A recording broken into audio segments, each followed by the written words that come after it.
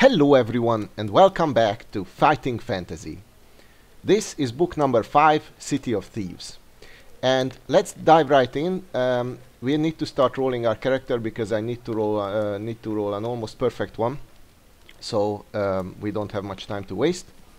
And I'll explain all the details while restarting the book over and over again. So first of all, we're going to start as usual as a hardcore hero.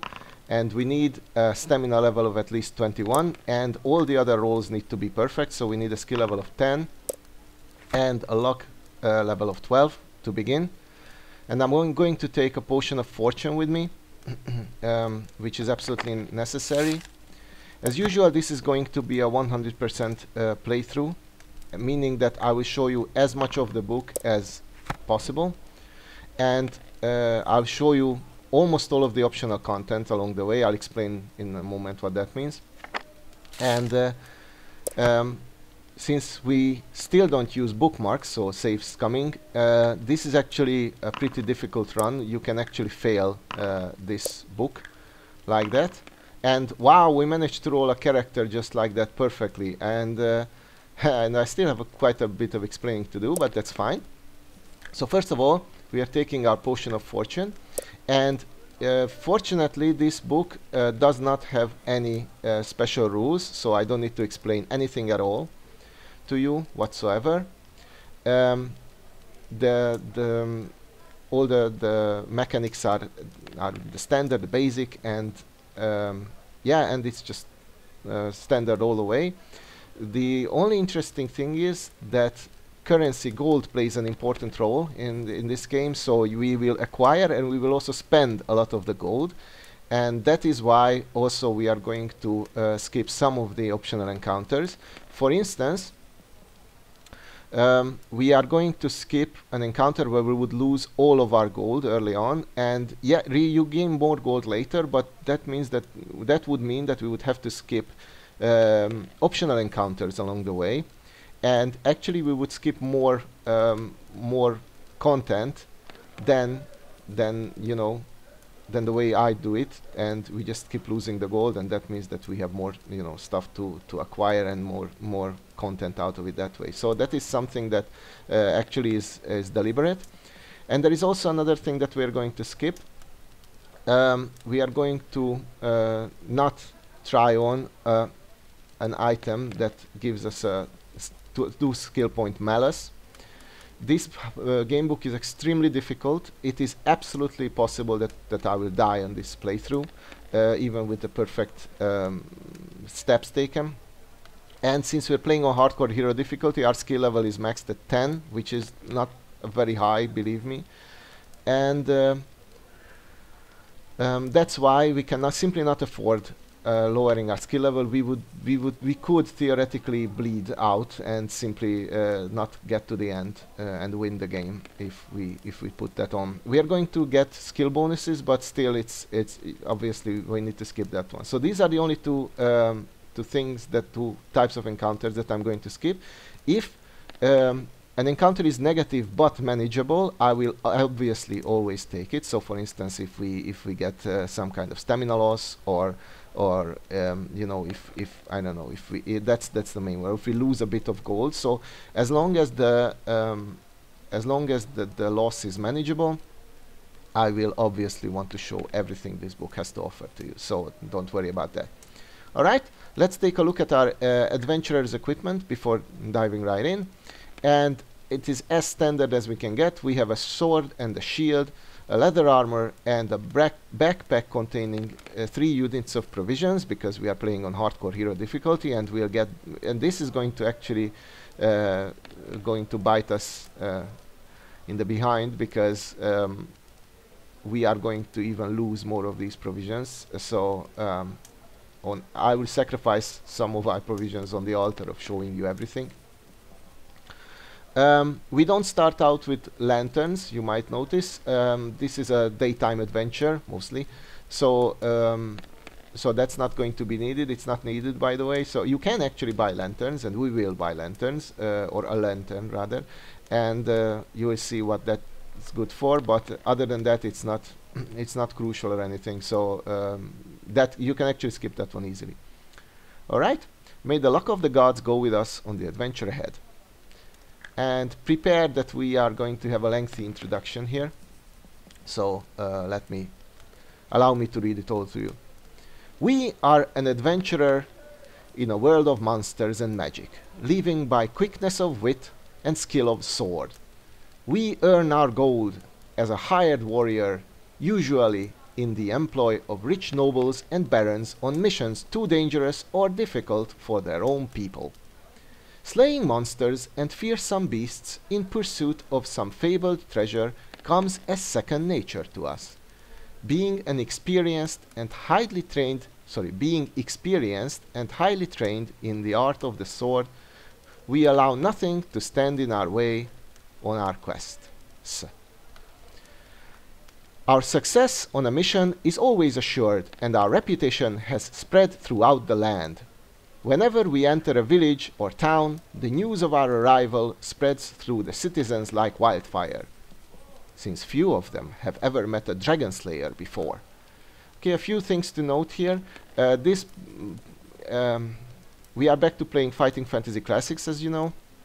This is a great app. Unfortunately, this book is full of typos, so I might stumble. I'll try to correct them as I read them, but still. And second, it's really interesting that we are already a dragon slayer prior to starting this adventure. We have never slain a dragon, so the most dangerous creatures we have slain in our previous adventures were the Iron Cyclops or the Minotaur in Book 1, depending on which you consider stronger. The Gark in Book 2, believe it or not, that was the strongest enemy we defeated in battle. In Book 3 we at least defeated the Fire Demon, so that's, I guess, something. And in Book 4 we defeated the Manslayer robot. So none of these come close to a dragon, so we are already raising the stakes pretty high. Alright, let's continue. What's today's adventure? One evening, after a long walk through the outlands, we arrive at Silverton, a town which lies at the crossroads of the main trading routes in these parts. Great wooden wagons hauled by teams of oxen are often seen rumbling slowly through the town, laden with herbs, spices, silks, metalware, and exotic foods from far-off lands. Over the years, Silverton has prospered as a result of the rich merchants and traders stopping there en route to distant markets.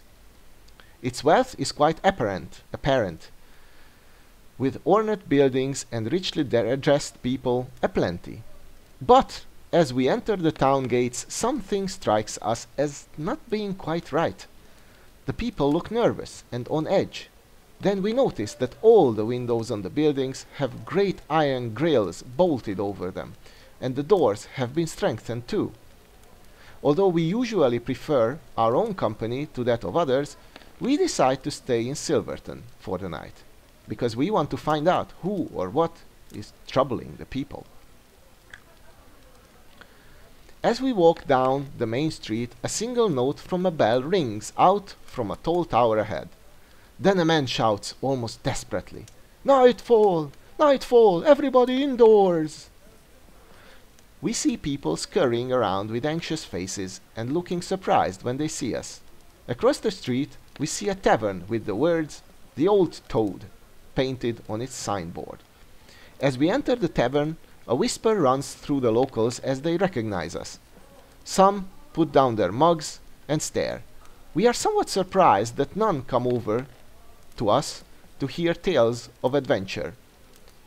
Walking over to the counter, we ask the old innkeeper for a room and a hot tub, but she ignores us and shuffles over to the great oak door, pushing 6 large bolts into place.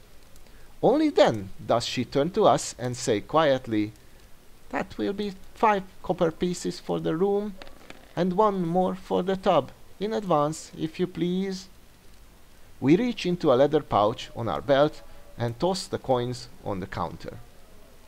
She hands us an iron key, but at that very moment there is a loud knocking at the door, followed by a voice shouting, "Open up! Open up! This is Owen Caroliff." The old innkeeper shuffles over to the oak door again and slides open the bolts.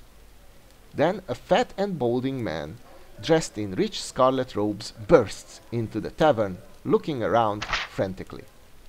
He sees us and walks quickly in our direction, huffing and puffing. He is a man certainly not used to haste. We notice great beads of sweat on his forehead in the pale candlelight of the room.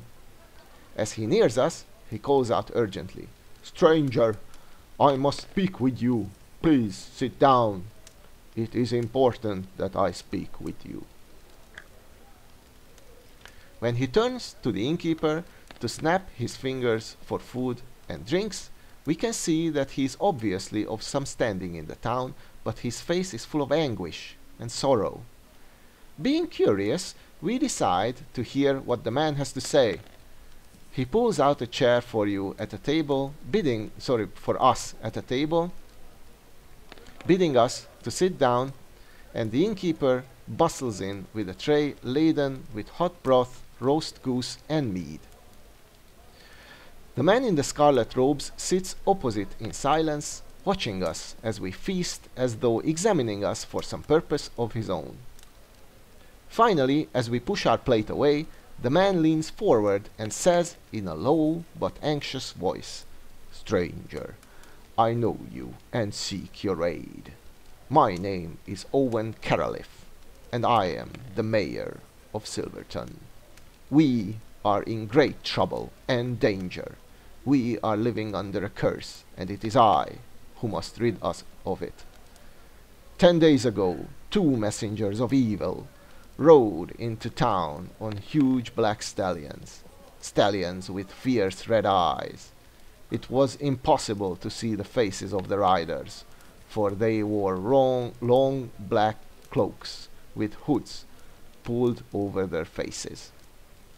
Their voices were cold, and each word spoken ended with an unnerving hiss.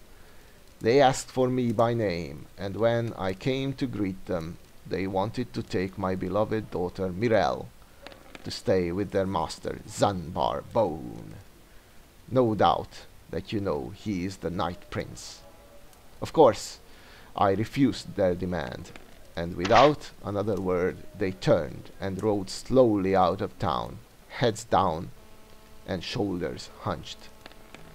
I knew that that beneath the cloaks were hidden the skeletal and soulless bodies of spirit stalkers. Zembar Bone always uses them as his messengers, as they will complete the mission or die in the attempt, and they do not die easily. Only a silver arrow through the heart will release those evil beings from their eternal twilight existence. Who knows what it would take to kill Zenbar Bone? That same night, after the spirit stalkers left, our troubles began. The Night Prince was angry and determined to harm us. 6 moondogs came, each stronger than 4 men, each with razor-sharp fangs. They stalked through the town, entering homes through open windows and killing the poor people inside. In the morning we counted 23 dead. So we barred our windows and bolted our doors. Yet each night the moondogs return, and we are unable to sleep for fear that they might find a way into our homes. Some people are now talking of sending Mirelle to Zambar Bone. Those whimpering traitors, I should have them flogged. But what good would that do? There is but one hope, and that rests with you, stranger. There is a man called Nicodemus, who, for reasons I will never understand, lives in Port Blacksand. That place is commonly called the City of Thieves, as it is the home of every pirate, brigand, assassin, thief, and evildoer for hundreds of miles around. I think he lives there just to get some peace from the likes of us. He is a wise old wizard, and is unlikely to come to much harm, even in Port Blacksand, for his magical powers are great. He alone is capable of defeating Zembarbone. He used to be a friend of mine many years back. We need him, and I beg you to bring him to us. None here dares enter Port Blacksand. You will be well rewarded if you help us, stranger. Take these 30 gold pieces for your journey, and take this sword to use and keep. As Owen Caroliff rises, he pulls back his scarlet robe, revealing the finest broadsword we have ever seen. He hands it to us, and touching the edge of the blade, we are surprised to see a droplet of blood fall from our finger. We then examine the marvelously ornate gilded serpents twining round the hilt. We have never wanted anything so badly in our life before. We stand up and hold out our right arm to Owen. He shakes it eagerly, saying, "You must set off at the first light of dawn. The moondogs will be gone by then. I shall be forced to stay the night here also, so let's drink to our destiny, and may the gods be with us."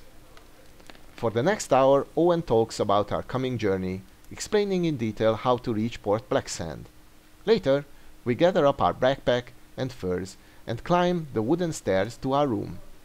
We sleep uneasily, despite the security afforded by our new broadsword, as we are more than once woken by the sniffing, scratching, and howling of the roaming moondogs outside. By dawn, we are already awake and dressed, determined to reach Port Blacksand quickly to find this man Nicodemus. As we leave the tavern, a black cat scurries past our feet, and we almost trip. A bad omen, perhaps. Alright, so this was the introduction, and seems like we have quite an adventure ahead of us. Although two things I don't understand. First of all, why don't they surround the city with walls? I understand that Zembarbone might send some other threat in their way, but if iron bars and locked doors can keep these dogs out, then certainly walls would work, right? And second, at least as a temporary solution. And second, I understand that no single man dares enter Port Blacksand, so why doesn't he send like 20, or I don't know, 30, or why doesn't he hire a few people? So seems like the only quest we have is to find a man and talk to him. I understand it's a bad place, but that doesn't sound that perilous, at least for a little army. All right, another thing to note is I tried to select a character portrait accordingly, so we are supposed to be some famed heroes. And yeah, our character has perfect stats, so that's something. Yeah, 10 is the maximum possible on hardcore hero. And we already start out with, with our usual stuff, with 30 gold pieces, just like in the forest. If you recall, in the Forest of Doom. Darkwood Forest. And we have this majestic broadsword. Unfortunately, it doesn't do anything, so it's really interesting that it immediately is absorbed into our 10 skill level. If we lose it, by the way, we lose 1 skill point, which we're not gonna. This is not gonna happen. Literally, we are not taking that path. But the funny thing is that this majestic broadsword, the most beautiful weapon we have ever seen, actually gives 1 skill bonus to stat bonus to its wearer. We can know that for sure. Alright, we have arrived, seems like it, or at least we have exited Silverton and we are going to Port Blacksand. And I think it's a great place to make the cut of the video right here. And I'll see you next time. I thank you all for watching. Bye bye.